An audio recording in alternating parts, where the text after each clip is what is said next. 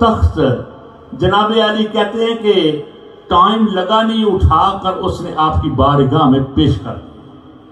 तो सुलेमान अलैहिस्सलाम ने देखकर क्या कहा, हाज़ा मिन फज़्ल रब्बी, ये मेरे रब का फजल हुआ है।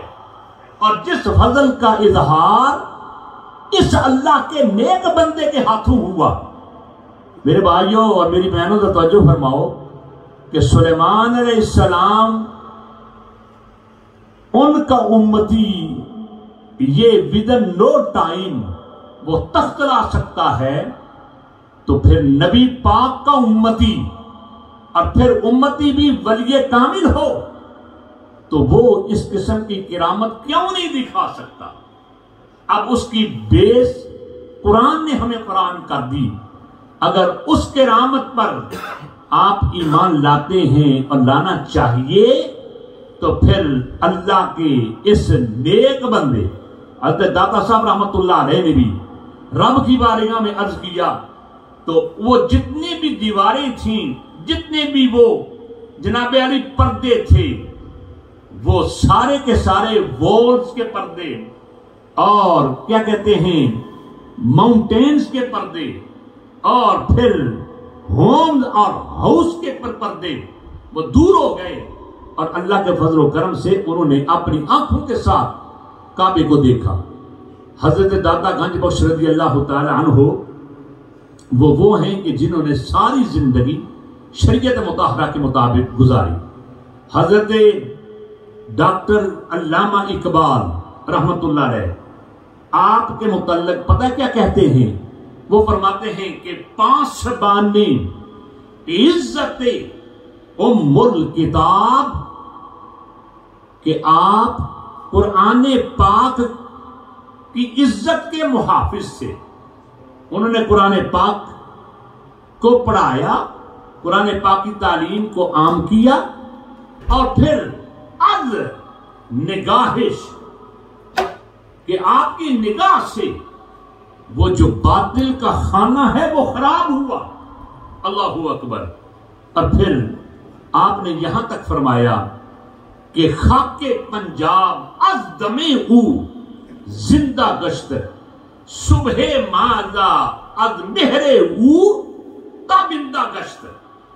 हजरत दाता गंज बख्श रज़ी अल्लाह तआला अन्हु ने उस वक़्त से लेकर आज तक भी अल्हम्दुलिल्लाह दीन इस्लाम, जैसे मैंने पहले अर्ज किया ना कि कब्र में गए उनको कितने साल हो गए और आज मुल्क पाकिस्तान महकमा औकाफ को जितनी आमदन उनके मिजाज से होती है वो जनाब अली अखबारात और रसाइल, रेडियो, टीवी बिल्कुल बिल्कुल जनाब शाहिद हैं अल्लाह के फजल व करम से। हज़रत दाता गंज बख्श रज़ी अल्लाह तआला अन्हु ने अपनी जिंदगी में शरीयत, तरीक़त और हकीकत और मार्फत का दर्स दिया। और मेरे भाइयों, उस वक़्त आपने दीन इस्लाम और नबी पाक अलैहिस्सलाम की शरीयत मुताहरा का प्रचार किया। अल्लाह रब्बुल इज़्ज़त की बारगाह में ये दुआ है कि अल्लाह ताला उनके दराजात को बुलंद बाला फरमाए और बड़े बड़े बुजुर्ग उनके मेज़ार के पास बैठकर चिला कशी करते हैं, बैठते हैं।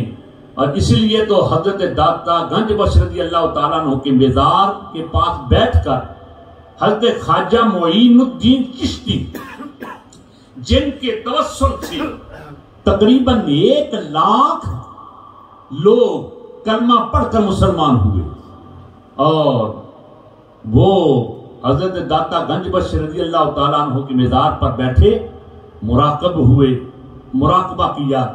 और हकीकत भी यही है ना कि मेरे भाइयों, जैसे मैंने गालिबन पिछले दर्स या उससे भी पिछले दर्स में मैंने अर्ज किया था, जब आदमी इबादत करता है ना अल्लाह की रजा के लिए तो फिर अल्लाह ताला भी उस पर फजल करता है। और मैं अब एक दूसरे पैराए में अर्ज कर रहा हूं।